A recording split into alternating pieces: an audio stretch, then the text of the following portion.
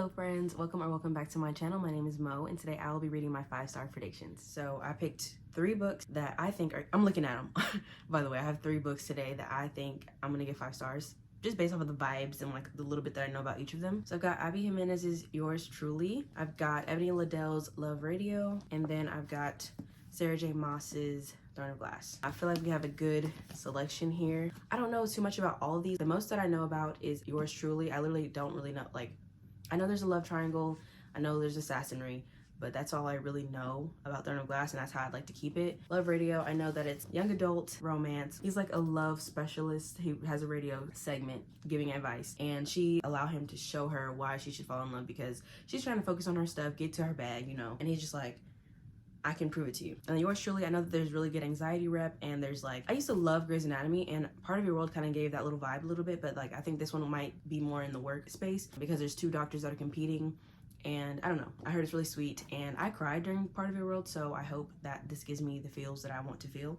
I'm starting with Abby Jimenez's Yours Truly, and I want to read y'all the back synopsis because like I know a little bit about it, but I want y'all to know, and this will help me understand what I'm getting myself into. It says, Dr. Brianna Ortiz's life is seriously flatlining. Her divorce is just about finalized, her brother's running out of time to find a kidney donor, and that promotion she wants? Oh, that's probably going to the new man doctor who's already registering 80-7 on Brianna's pain in my ass scale. But just when all systems are set to hate, Dr. Jacob Maddox completely flips the game by sending Brianna a letter. And it's a really good letter, like the kind that proves that Jacob isn't actually Satan. Worse, he might be this fantastically funny and subversively likable guy who's terrible at first impressions. Because suddenly he and Bri are exchanging letters, sharing lunch dates in her sob closet, and discussing the merits of freakishly tiny horses. But when Jacob decides to give Brianna the best gift imaginable, a kidney for her brother, she wonders just how she can resist this quietly sexy new doctor, especially when he calls in a favor she can't refuse. Oh my goodness. So if you read Part of Your World, Bri is Alexis's best friend, and she was going through a lot, like literally what it says on the back, divorce, her brother. She doesn't feel like any hope for a love life. Like she just feels like she's in a rut. But for him to give her brother, like I feel like that was a major plot line. Like I kind of don't like that was on the back, that he was going to give him a kidney. Like she could have just said, whoever made the synopsis, I feel like they could have said something, you know, like a little vague, like, nah, I just know that he's gonna get the kidney. Well, hopefully it's a match though, and it works for him. That's a little bit of unknown. But yeah, I'm really excited. Y'all, I feel like so incredibly seen right now. So I am 30 pages in, I'm on chapter 4, and we're, oh, I never told y'all, but this flip-flops between Brianna's point of view and Jacob's. Yeah, they're getting off on the wrong foot twice now. And she feels like he has a leg up and he has like connection somewhere, and that's why he's like in the running for the job because it's getting postponed about when they're gonna vote. It's kind of like a popularity contest, so the other person, like the man in charge of it, is retiring. He's trying to get him on like even footing, but she's like, I've been working here for 10 years. Sir. But literally everything that everyone talked about in this book is like why I feel like it was gonna be a 5-star read. But one thing that he said that I resonated with, okay, so one thing, so they had a weird interaction. He was just like, dang, I'm gonna be thinking about this when I'm like old and I'm laying in the bed one day, and that was just like something that she was gonna forget about. That's so true, bestie. Like sometimes I just sit and I remember like the most embarrassing things in my life, and I'm like, now why would my mind go there? Like I was having a good day, and now I'm just like, oh, I wonder if they remember that. Oh, I'm so weird. Oh, blah blah, I'm so stupid. You know, really bad thoughts about myself. So something else just happened where like he's meeting up with some people that he knows, and he said that when he goes to different places, he'll say, sometimes I'd Google a place just to see what I could before going, just to see what the place would look like. Figure out what I'd order, what the parking situation would be like.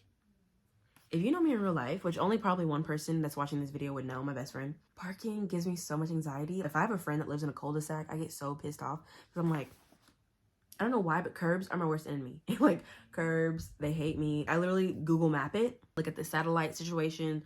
I see all possible ways. So when I get there, I can just be like, okay, we in control. Because I'm not in control, I get very anxious and like, I don't know. It's just bad. Wow. He's so real for that. Like, he's so real. But I'm enjoying myself. Brianna, she was Alexis's best friend in the first book, Part of Your World. And she was like comedic relief, and she was very funny. And I liked her in that book. And right now, I kind of don't like her right now because I think Jacob is a sweetheart and he just has anxiety. I'm obviously going to still love her. But right now, I'm on his side. Because she's not even giving him a chance. They're running for chief of emergency medicine, by the way. Which that's why, again, it gave me like the Grey's Anatomy vibe, because I used to watch that back in the day. And I quit because it was kind of like emotionally taxing for me. It was making me anxious, actually. It was draining me emotionally, and I just couldn't do it anymore. So I stopped at like season 5. 42 minutes of your life, just to end on a cliffhanger every episode. Something detrimental happens every time. Like, how many tears do I have in my body? yeah, I'm gonna read some more. Tell y'all how I feel, of course. I'm excited. I like the pacing of this. Abby Jimenez writes really well. I feel like I can see everything that she's writing, and I love to see that. I'm already an imaginative person, but when people can just smoothly guide me along what I'm looking at, you know, while I'm reading, I love that even more. Oh my God, is he gonna have the kidney?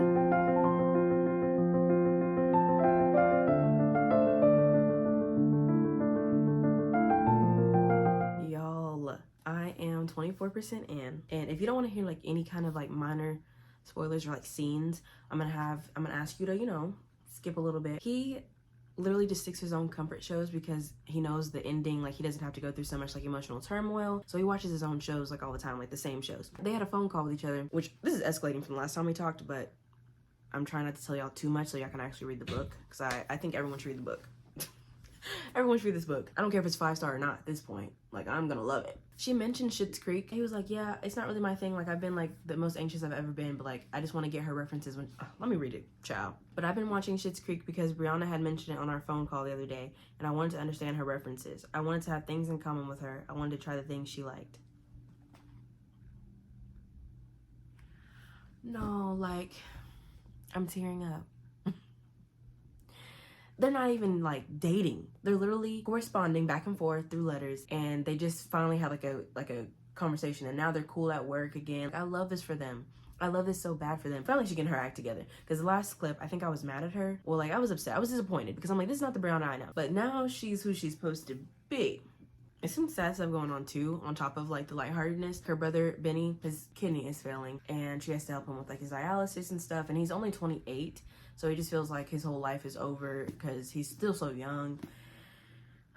And it was like, it went from, he wasn't even sick at all, and then it was like kidney failure, so he didn't even have time to really fully pivot and understand this whole different way that he would have to live. It's hard on him. He's fallen into like a really bad depression. He's being regulated with medicine, and he's going to therapy and stuff like that, and she's doing as much as she can for him, but you know, there's only so much you can do sometimes, and unless he gets that liver, I mean that kidney, I don't know, but I'm sure he'll pull through. Like, this is like a really happy duet book. Like, it's not happy, but like everyone that's gone through strife in the other book got their happy ending, I feel like.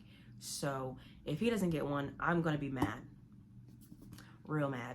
I like reading letters and emails, so if you like when someone's writing different forms of media, I guess, would that be a word? You'll like this a lot. It reads so fast because there's so much going on. That's all I really have to say. I'm loving every bit of it. I, again, have no complaints, have nothing bad to say, and I think this was a good first choice for the 5-star predictions. Yeah. Also, this is just me overthinking a little bit. I better not find out this Amy bitch sees him with Brianna in the end and is just like, oh wow, you actually can be this person in a relationship. Maybe I should be with you. Because I won't tell you who she's with. You got to read the book. Because I was surprised. It was not on the back of the book, so I didn't want to say anything. Also, naming a cat Cooter. You will be dealt with, Benny. You will be dealt with. No, because you're so unserious. No, I live for it though. I live for it.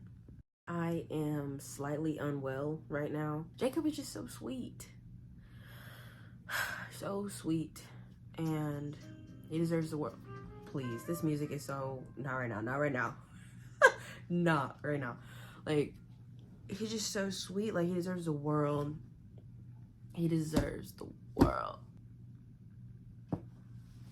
Abby Jimenez is setting the world up for failure with Daniel and Jacob. Did she even realize? This is a cultural reset. I like love reading contemporary books that where you can tell like the author is also online like the rest of us. I mean, I assume if you're on YouTube, like you're a little bit, you have like some sort of an online presence. But she just mentioned, oh, I can't even think right now. I am like, I was crying just 2 seconds ago. Oh, but she was like, not to be dramatic, but I would die for you right now. When people post like really cute animals, people say that, and I laugh. Like, it's like, that's my kind of humor. Like, I think it's so cute and so sweet, because like it's so true though. Like, it's like, I would die for you. Like, you're adorable. Like, literally. And then something else she said earlier, like TikTok, lesbian TikTok. Like, I was just like, she is tapped in. She's real tapped in. There's something else she said too, and I was like, wow, Abby is on the interwebs, and I love to see it. I love to see it. I know some people just like cringe when they hear about like social media in books, but I don't mind it. Like, social media is a part of like everyday life for a lot of people. So just like, why wouldn't it be introduced in a book when a lot of us spend hours at a time on different apps and platforms? Yeah, I like that. That was just something I had to mention.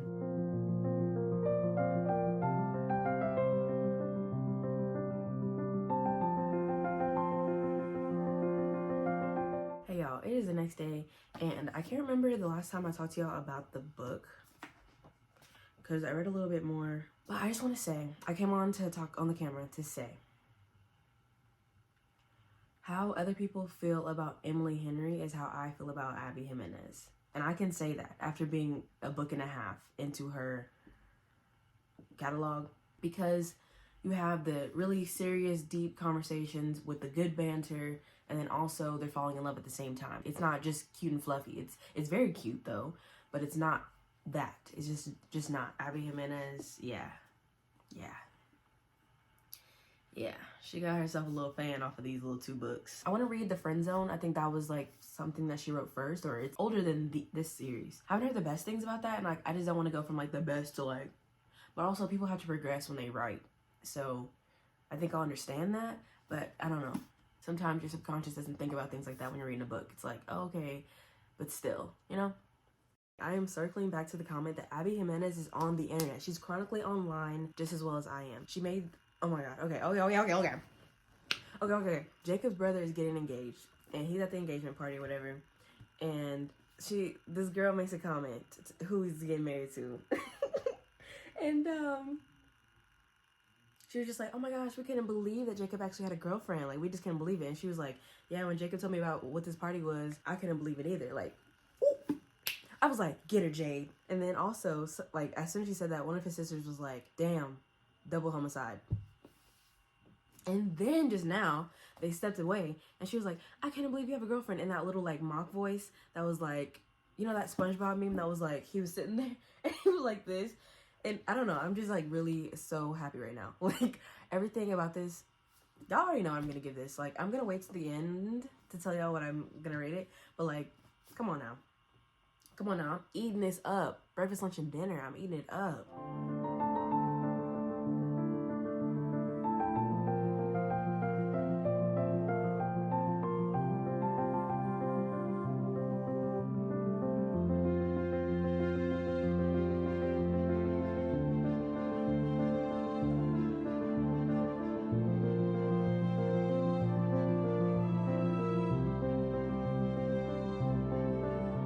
So I finished the book. I'm kind of like speechless. Do y'all think I gave this 5 stars? I cried like maybe 3 or 4 times. Like, one time I was crying so bad. My best friend called me in the middle of it, and I was like, hold on, girl, like, let me get myself together. And she was like, oh my God, what's going on? I was like, I'm reading a book. And she was like laughing hard at me. I'm like, if you love anything like remotely related to romance, you need to read this book. To be dramatic, I will be letting y'all know all the ratings at the end of the video, so stay tuned until the end of the video. I'm gonna read Love Radio next. I took off the book sleeve, so this is what it looks like. So cute. I'm gonna read y'all the inside situation because, yeah. Prince Jones is the guy with all the answers, or so it seems. After all, at 17, he has his own segment on Detroit's popular hip-hop show Love Radio, where he dishes out advice to the brokenhearted. Prince has always dreamed of becoming a DJ and falling in love, but being the main caretaker for his mother, who has multiple sclerosis, and his little brother means his dreams will stay just that, and the only romances in his life are the ones he hears about from his listeners, until he meets Danny Ford. Danny isn't checking for anybody. She's focused on her plan, ace senior year, score a scholarship, and move to New York City to become a famous author. But her college essay keeps tripping her up, and acknowledging what's blocking her means dealing with what happened at that party a few months ago. And that's one thing Danny can't do. When the romantic DJ meets the ambitious writer, sparks fly. Prince is smitten, but Danny's not looking to get derailed. She gives Prince just 3 dates to convince her that he's worth falling for. 3 dates for the love expert to take his own advice and just maybe change 2 lives forever. This is a young adult. She's, I assume they're both in their senior year, but I think this is something short and sweet. Let me see.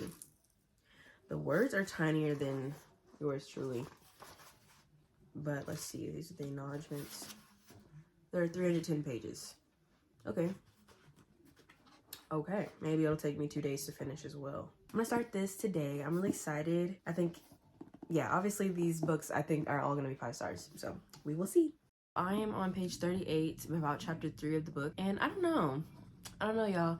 They just like, they've known each other since middle school, them two, and like they ran into each other at the library, and he approached her and he was just really awkward, and I don't know, like he didn't riz her. They're getting off on the wrong foot. His reaction to her being judgmental was like, I don't know. Sometimes when I read young adult books, I'd be like, wow, these really are like young people. Starting off, she's pretty close with her mom. Her dad's like on the road, which I assume he's a musician. They haven't said his profession, but I don't know what other, unless he's like some kind of entertainment industry person. I don't know why he'd be on the road. I don't know what other jobs, like is he a truck driver? But she's pretty close with her mom, and her mom, she is a Black romance movie connoisseur. Like she loves the story. She's just like, everything doesn't have to be about Black trauma and everything, which I completely understand. Danielle is the main character. She is a writer. She wants to write basically things that aren't so basic and full of romance tropes. She wants to write about like real shit, you know? She loves Maya Angelou. She loves Zora Neale Hurston. Her mom is obsessed with rom-coms, just love stories, and she's just like, whatever. And then she has mentioned, well, the book jacket mentioned like an incident or like a night that she's trying to forget, and then her mom like triggered her because she was just like, oh well, like even if boys don't like you, like even if you like you haven't, even if a boy hasn't caught your eye in high school, like maybe you'll like college boys, like because she's a senior, so she's gonna be in college next year. And she drops this mug and she gets transported back to this night. I'm really scared and sad because I think it's like alluding to, I feel like SA, like I don't know, I hope not. Like that's horrible. That's really her life right now. She had like some friends, so she cut them off, or they slowly distanced themselves and then she cut them off or something like that. She's has no friends. Then on the other side, Prince, he takes care of his little brother and his mom. His mom has multiple, I always have a hard time saying this word, multiple, these two words. It's MS, aka multiple sclerosis. I don't know why it's so hard for me to say that word, but I'm just gonna start saying MS, which I believe is a nerve disease or maybe an autoimmune disease. I don't know if it attacks the immune system, but he's helping her out. That's really all I know so far. Like he does the love radio situation. In the book, you get like these little, it's called love radio transcript. So in between like some chapters, it'll have like this little formatting, and he'll answer emails and calls and then play music while he's giving that advice. I don't really have any feelings towards it right now. I'm pretty indifferent, but like it's only 30 pages in. I think it has the potential to get better, but right now I'm not really like leaning towards anything. I'm just like, okay.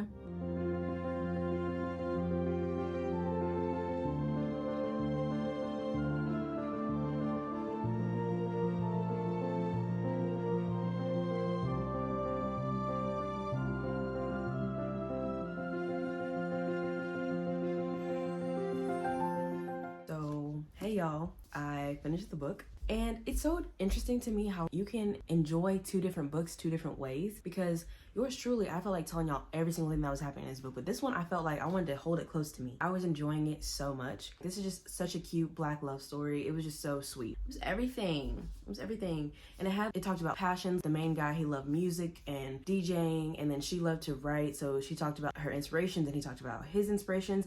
And then I learned about the Detroit hair wars, which I never even knew about. I didn't know that Detroit was considered one of like the hair cities of the world, because I don't know a lot about Detroit, I'll be so honest with y'all. That's something now I can look into. That's amazing. When Black people didn't have spaces for us to be creative and just be outside the box, we made our own spaces everywhere in the world. It's just beautiful to have that in this book. It was a learning lesson for me, and this is just gorgeous. I don't know what y'all think I gave it.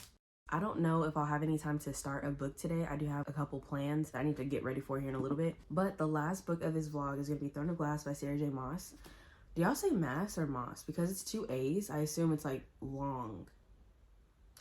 Don't know. I thought it would be fitting to start with this one. Did I say I'm ready to become a Sarah Jan stan? I think her middle name is Janet. I wanted to start with A Court of Thorns and Roses, but I heard this was first. So I was just like, and then I got lucky and I found like almost the full series at my local bookstore, and like it's like in perfect condition. Like it's like no one even read these at all. But yes, I'm excited. I'll tell y'all what I know about this, and then I'll read the back. I know that we're following Selena. She is an assassin. I know there's a love triangle, there's deceit and betrayal, there's different planets. I don't know if there's war or fighting, because she's an assassin, so I assume there's like some kind of killing and gore. I know there's like maybe a Dorian and a Kale. It's spelled like chaos with an L at the end instead of an S, so I don't know if it's Kale, but I feel like Kale just you know, it's smoother. So I'm gonna pronounce it that way. Fans of Game of Thrones and the Hunger Games will love this. And I'm a little scared because Game of Thrones kind of is like intense to me. I've never watched it or read it, and I thought about watching it for a long time, but like I usually like fluffy books and comedy and like some emotional things, but like I don't think that's my gig. I don't think so. So I'm intimidated because this is an 8-book series, if you did not know. Okay, I'm gonna read it back. 2 men love her, the whole land fears her, only she can save them all. In a world without magic, ooh, an assassin is summoned to the castle. She comes not to kill the vicious king who rules from his throne of glass. Oh, I love when people do that. But to win her freedom. If she defeats 23 killers, thieves, and warriors in a competition, she will be released from prison to serve as the king's champion. Her name is Selena Sardothian? Okay. The crown prince will provoke her, the captain of the guard will protect her, and a princess from a faraway land will befriend her. But something evil dwells in the castle and is there to kill. When her competitors start dying one by one, is it Selena? Oh my god, I wanted to listen to the audiobook so bad, but the audiobook is like 3 months out on my library. So when her competitors start dying one by one, Selena's fight for freedom becomes a fight for survival and a desperate quest to root out the evil before it destroys her world. So I assume the evil is not conquered in this first book if there's 8. I don't know what the mission and goal of this book is, but I'm really excited. I don't know. I haven't read a lot of fantasy romance, but this is like one of the staples of the genre. Like this is an OG. Would this come out in 2011 or 13? Let me see. 2012. Wow. Throne of Glass is the word revered? I don't know. People love the heck out of this, and I'm ready to get into it, but like 400 pages, and the words are tiny, babe. Hey, y'all. This is the same day, and I am slightly embarrassed because I was like, I don't know if I'll have time to read today. Like, I need to start getting ready and all this stuff. It's 2 almost, and I have somewhere to be at 4, but I have something to do before that, and then I have something after this too. Very vague things. Nothing serious. I have been reading this, and it's like kind of unputdownable. Methinks. Like, okay, so obviously I think Dorian and Kale are gonna be the love interest. And Dorian, there's a little flirtation there. There is. And then Kale just like, which I love. Well, she's not sunshine, like, I don't think. Like, compared to Kale right now, she is, but he doesn't know the inner workings of her mind. He's very grumpy, and I want to see what's going on. He's one of those surly types that the girls love, so I don't know. She's outside the gate for the first time in a while. She was in this like salt mine or rock mine or something like that. She was using a pickaxe all day, and she's been there for a year. Okay, a year. And she's 18 now, but I guess it's a crime to be an assassin. So she's paying for her crimes under like heavy surveillance. Like, she's more guarded up than anybody in the place. But she's gonna get put into this competition to be the king's champion, and the crown prince is Dorian right now, so he'll be the king. And she's got like this resentment towards the king that was his dad. So she's kind of like, ooh, like I could just kill him, you know, like I can make him hurt how he made me hurt, the king. Obviously, I don't feel like that's gonna happen. That's what she thinks right now. It's really cute. I'm having a blast. Besides the slavery thing, like she's got like 3 whip marks on her back. I'm like, damn. I'm trying to have fun and read a fantasy book. Whipping? Slavery? I don't know about this, y'all. When she's the champion for the king, which is basically like his right-hand knife person, like she's gonna take out people that he doesn't like. After 4 years, she'll get her freedom. This said on the back that there was no magic in this world. But I'm like, I think there's gonna be some magic at some point. Like someone's gonna find the magic or something, that dark spirit that she was talking about in the back. Something evil dwells in the castle and is there to kill. Probably a magic being, I don't know. Because I've heard Fae and the Court of Thorns and Roses are pretty like brutal maybe, or is that Cruel Prince? I haven't read either of those. I have no clue. I feel like I want to read this all in one sitting, but like it's definitely not possible today. I'm probably going to be up late tonight when I get done with all of my plans that I have. I don't know how much I'll be updating y'all because I'm going to try to keep this spoiler free the whole time. Yeah. Hey y'all. It's the next day and I stayed up until 2 in the morning reading this book because I didn't have time during the day to read it. And then I read like an hour today.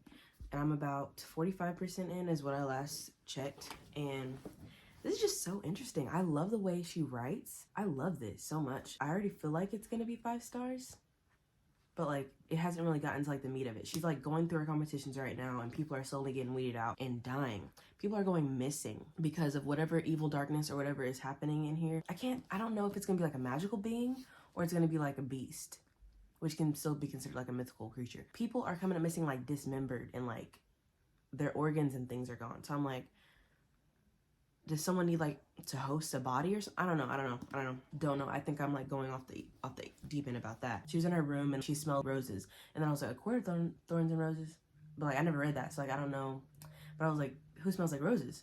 Who's been in her room? Anyway, let me tell you my notes and then I'm gonna go back to reading. I put that I suspect that since Kale is like the captain of the royal guard for the king, since he's so loyal to the king, I feel like down the road he'll be tested to either betray Selena or not. The attraction is starting for them. Their guards are coming down a little bit, like they're both very wary of each other, but there's a lightheartedness. They have fun bantering back and forth. They're equally yoked, I feel like. And then, what's his name? The prince, Dorian, he flirting too. And it seems like the boys are getting a little jealous of each other on this last scene I watched. Yeah, this is not like a real spoiler, but like they both came to her room at like 2 in the morning after like this feast. 2 in the morning, that's booty call hours. What are y'all doing here? Both of you. So I put, it's funny like when I get anxious during tense action-packed moments because most of the time the main character lives. So like what do I need to be worried about? What was she going through? One of these trials in this book, and I was just like my heart was stopped. This is just the first book and I'm feeling like so invested. I don't know what's gonna happen. Like I keep looking over here when I'm talking about the books because my books are against the wall. So I'm just like, oh my God, I don't know. But I can't wait to read Assassin's Blade. I know that like that's like technically the number 0 or something like that. It's like a novella, I think. But it tells more about Selena's backstory. And I really want to know her connection to basically her little assassin king dad. Because she said something about a freezing body of water when she was like 8. So I'm like, sorry, my eyes are feeling weird. But yeah, like I think I don't want to say too much, but I feel like in the past she could have been royalty or something, like a princess.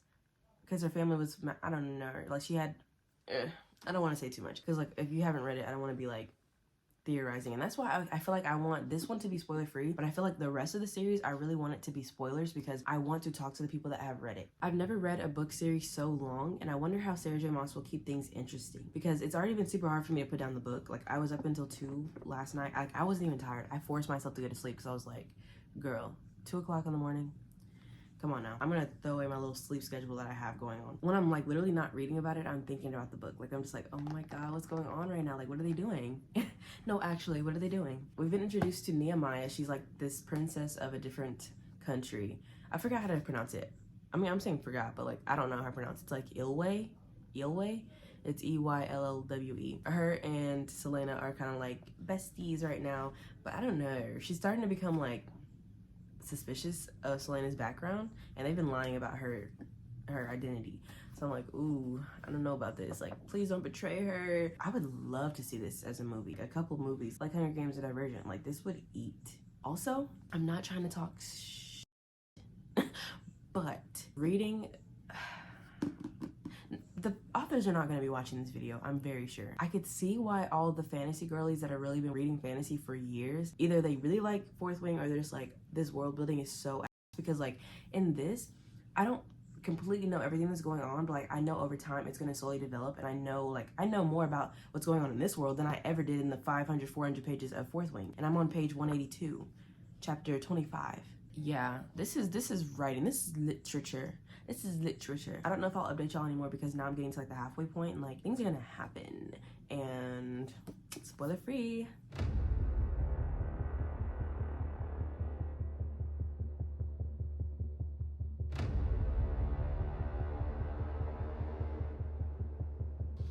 Roses. Roses. She's having a dream right now, and I'm like kind of shook. Also, I'm listening to this music. I hope I don't get copyrighted. Hold on, y'all. It's 1 hour ambient fantasy music, and I literally just restart it whenever it's done because 1 hour is simply not enough. Because I listen to usually Calmed by Nature. They're like coffee shop jazz. I like them a lot. But this one is called the Guild of Ambiance. I've never heard of them before. This is what it looks like. And then there goes my Calmed by Nature down there. It really gets me in the mood. Gets me going.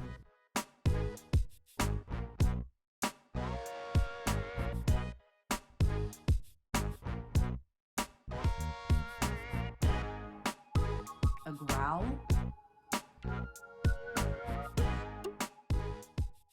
No way, that dream was like way too real. All right, someone came to her in a dream. Somebody smelling like roses. And I don't know. Sometimes when I get anxious, I skip to like the last sentence or whatever to see something. Something dark is going on in that castle, and it's snarling and growling.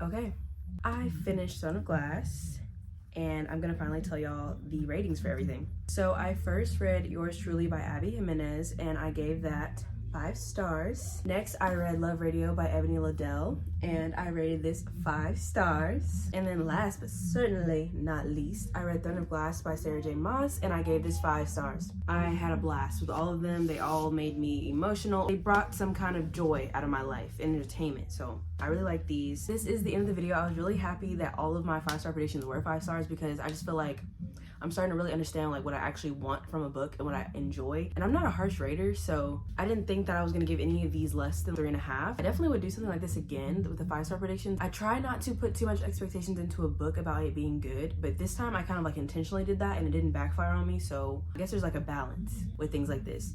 Thank y'all so much for watching my video. I hope that you enjoyed it. Please like, comment, and subscribe, and stay tuned for the next one. Bye.